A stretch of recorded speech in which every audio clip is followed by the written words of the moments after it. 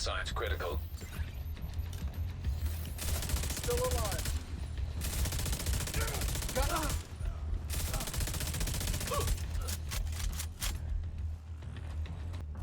Opening sector. Heavy contact. Advancing. Keep up the pressure.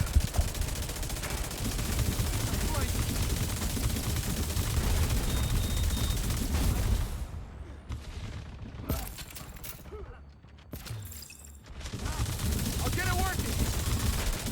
Heavy fire.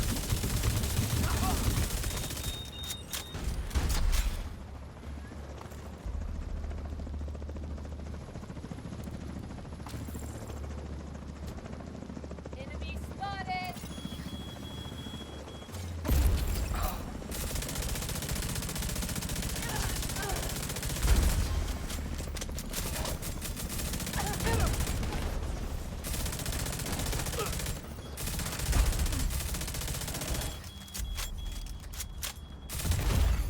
Serious trauma detected.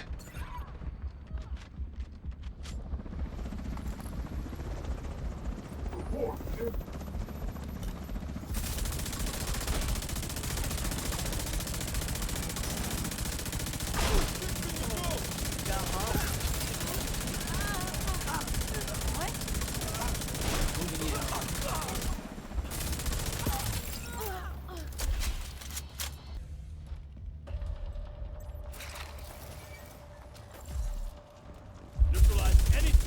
I got rounds on the air.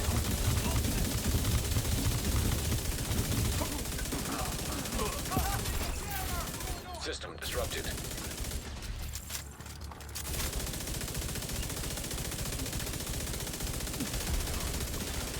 System reactivated. Enemy is on the flank.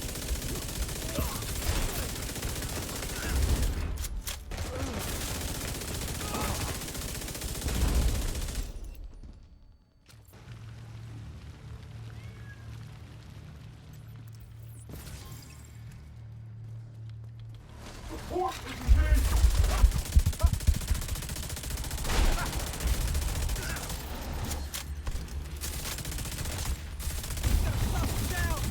Tango built that one. Right here.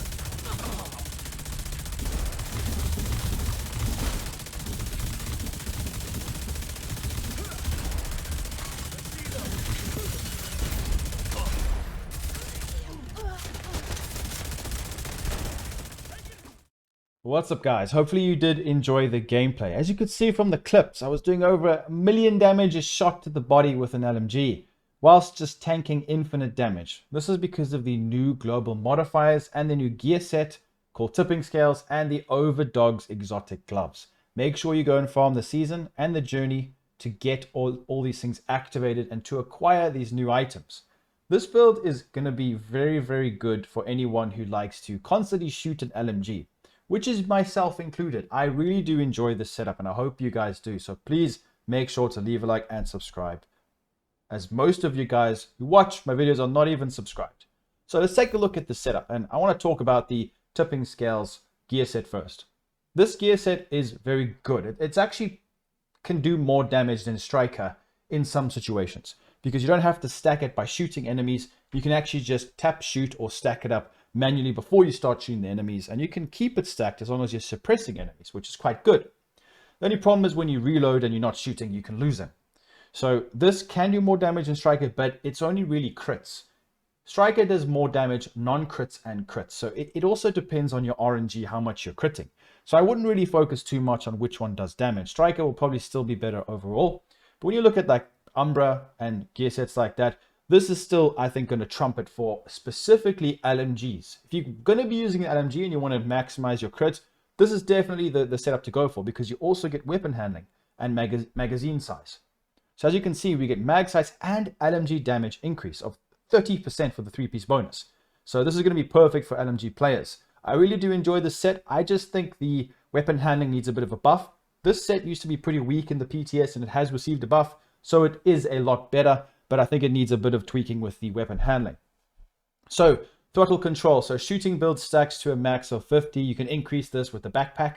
Each stack provides plus 0.5% weapon handling and 4% crit damage. This is increased with the chest piece. Lose 6 stacks per second while not shooting. No stacks are lost if an enemy is suppressed. So you do lose stacks pretty easily if you're not shooting. Now you can use the tapping technique. You shoot every like half a second, like shoot 1 bullet, and then you can keep it stacking, which is pretty good, but it can be annoying. But that's why I've kind of selected the weapon and combination I've got now. So the chest piece, the stack goes from 50 to 75. I think that's worth it. Depends on you. And the backpack is from 4 to 7. Very important. So I think it is good to run the chest piece and the backpack. Now I have chosen the new exotic gloves. These are very strong. Very, very strong. And unfortunately, it can be situational. If you're going to be playing challenging missions or open world specifically, probably don't go for these. Go for contractor's gloves. Easy switch. But 30% amplified damage is very powerful. And this is going to be towards the lowest ranking enemies, the ones that matter most. So I think this is definitely the go-to gloves for a lot of damage setups, especially in legendary missions. More difficult content, higher tier enemies, or in this case, the lowest ranking ones. I don't know why. It's a bit confusing, I know, but don't worry. As long as you put these on with the more difficult content or more difficult missions or difficulties, you'll be able to do a lot more damage. That is significant. So I recommend using overdogs. I will actually make a separate video just on these, probably today or tomorrow. And then when I'm actually shooting enemies, it's very handy to focus the tankiest one and then do damage to multiple enemies around me. Turmoil knee pads are perfect. If you guys got to level 150 on the stretch goals last season, a few days ago, you will get the turmoil knee pads this Friday. So not yesterday, but this Friday. You should get them. This is a Cheska piece. It brings our crit chance up, especially for the gun I'm using. It's quite important. You're allowed to do damage to enemies. So you shoot an enemy and you can actually kill skills, healing boxes, and other enemies you can't see. Turmoil is very good, but I'd recommend trying to go more damage-wise on your setup. Don't go for too many blues. If you don't have any of these pieces, just go for contractor's gloves and then a Cheska piece. Doesn't matter. Or even like contractors and a mask. You can either go for like Coyote's mask, or you can also go a different route. And I haven't chosen this route because simply the reload speed isn't great. You could go for the Tinkerer mask. Combination like this. Very good combo. One of the best in the game. It just doesn't feel as good as the one I've got now. So you can make use of this setup if you have got the Tinkerer. It's actually really good. You can do huge burst damage. But the gloves are just too strong right now, especially playing solo in legendary missions. So I just feel, and also by the way, the reload speed is a bit too slow even with the weapon handling. Unless you stack more weapon handling, you're going to be losing this new gear set stacks pretty quickly. Tipping scales. So I would recommend the setup I've gone for here. And the gun that works perfect for me, and I'm sure you guys will agree if you try it, is the blue screen. I think this is one of the best guns in the game right now.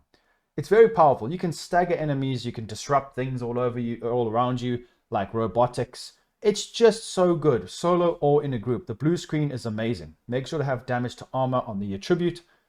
And it's really, really powerful.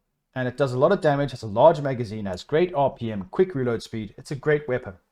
You can use Bullet King, you can use whatever you want. You can use any LMG as long as you are watching your stacks and you're maintaining them and getting them up pretty quickly. Then I've gone from a secondary Lexington with Killer, with D-Top. And then Orbit Pistol, very nice for perfect finisher. Every single modification is going to be critical hit damage. Every single attribute is going to be critical hit chance all across the board. It depends on your crit. Now, if you're using a different LMG, just go over here and double check. Don't have less than 54%. But in my case, it doesn't matter too much because of the way that I'm playing. So I have actually got 49.7% crit chance. So what I would recommend doing is just gauging on how much you're critting. So I think in this case, it'll probably be better to go for quite a little bit higher crit chance. The only problem is I've got crit chance rolled and everything. I've also got a Cheska. So what we can do now, and this is what you guys need to do, is always just double check that. I didn't see too much of a difference, but considering that this gear set focuses off of critical hit damage, it's probably going to be good to crit more. So I'm actually going to do that now. I'm going to put an extra crit chance mod. So now we're at 55. So actually, I probably will get slightly more damage now. So just keep that in mind. So double check that. Make sure your crit chance is pretty decent. You won't need to do this, especially if you're using other guns. Because for some reason, this gun, I think the modifications aren't great. Yeah, well, they're good, but it doesn't have crit chance, which is quite annoying. But now we've got a decent amount. And the gunner spec is perfect for LMGs to get your ammo back. And also for, you can get some extra RPM, reload speed, stuff like that. So an armor and kill, which is quite nice. So you can have 1 or 2 more blues on this build if you want, but turmoil, you want to be, if an enemy pushes you, you want to be able to kill them, otherwise you'll get killed. So you need to have enough damage to shoot that enemy while it's doing damage to somebody else, but still kill the one that's rushing you. That's why it's good to have some weapon damage. Decoy and drone. Simple build, but here's where it gets interesting. So if you see from the gameplay, I don't know, this feels really strong. So if you guys have a look at the global modifier, you guys need to activate this. It's just so powerful. I've got a 25% rate of fire increase. This can go up to 30. I need to still do it. So I'm lacking damage still. So you can increase this further by doing what it states here. So go and do that. Get this stacked up. And this is how I was doing it. So Zealot. This is very powerful. When I activate this, I get 20 stacks. And this is how much damage reduction I get per stack. That's how I'm able to survive. And I get weapon damage as well. I want to increase the levels. So you can, as long as you're killing enemies, which Turmoil does work with this. So if that's why I focus at Robotic Dog.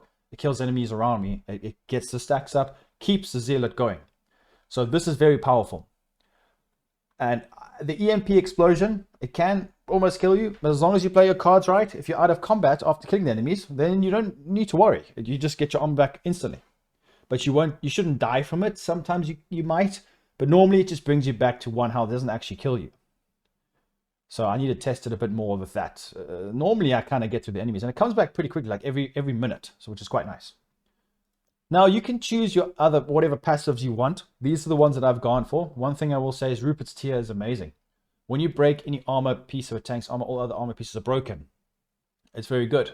You also apply bleeding to enemies within 15 meters. And then this is powerful. We get hollow point ammo, which is really good for the weapon I'm using because it's a large magazine. So Stepping Stone is very powerful. Assault with a headshot, you get hollow point ammo. Then I get a bit of movement speed. You can change this to whatever you want, but this is very good.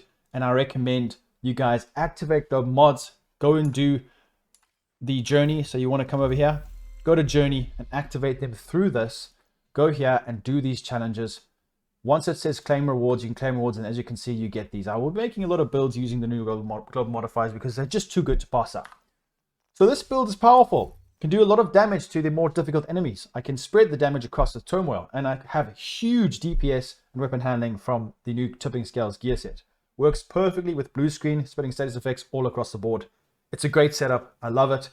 And the global modifiers make it like next level. So I hope you guys enjoyed this video. If you did, please make sure to leave a like, subscribe, and I'll see you very soon in the next one. Peace out.